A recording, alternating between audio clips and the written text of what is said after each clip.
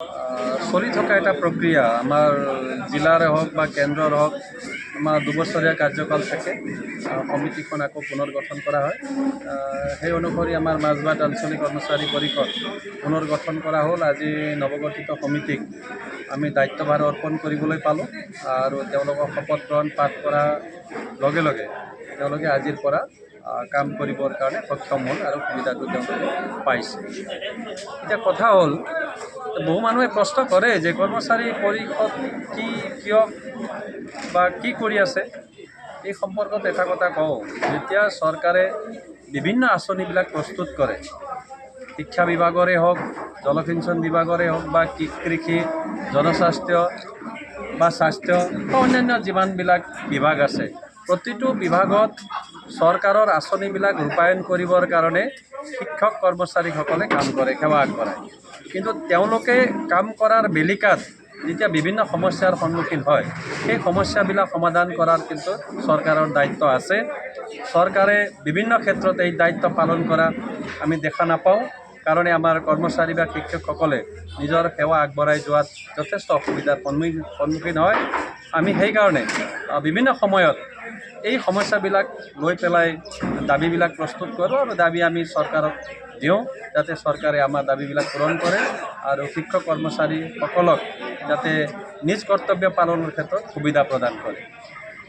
আজি আহ্বান মানে এনেকুৱা, এতিয়া আমাৰ যদি কোনোবা শিক্ষক কৰ্মচাৰীৰ মাজত দুই এজন, যেনেকৈ সমাজতো দুই এজন তেনেকুৱা দুষ্ট প্ৰকৃতিৰ বা বদ চৰিত্ৰৰ মানুহ থাকে, তেনেকুৱা যদি কোনোবা থাকে চৰকাৰে ব্যৱস্থা গ্ৰহণ কৰিব লাগে।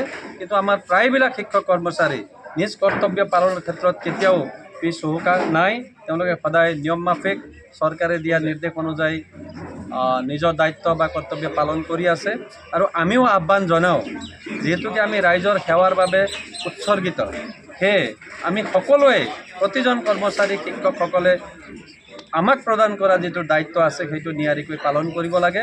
কাৰণ যদি আমি পালন নকৰোঁ, কাৰ্যক্ষেত্ৰত যদি আমি সহযোগ নকৰোঁ, কিন্তু এইটো নিজকে ক্ষমা কৰা নহ'ব আৰু নিজৰ ভুলটো যাতে আন কৰ্মচাৰীসকলে বা ভৱিষ্যত আমাৰ উঠি অহা প্ৰজন্মই ভুগিব নালাগে, তাৰ কাৰণে মই আহ্বান জনাওঁ যে সকলোৱে নিজ দায়িত্ব নিয়াৰিকৈ পালন কৰক। ৰঙাপাৰাবাসীৰ বাবে সুখবৰ। আপুনি যদি দুচকীয়া বাহন ল'ব বিচাৰিছে, তেন্তে এতিয়াৰে পৰা আৰু চিন্তাৰ কোনো প্ৰয়োজন নাই।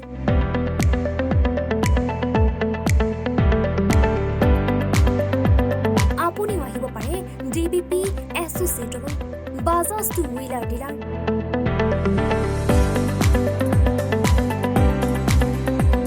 আমাৰ ঠিকনা ৱাৰ্ড নং 8, ঠাকুৰবাৰী ৰোড, ডাকঘৰ, ৰঙাপাৰা, জিলা শোণিতপুৰ।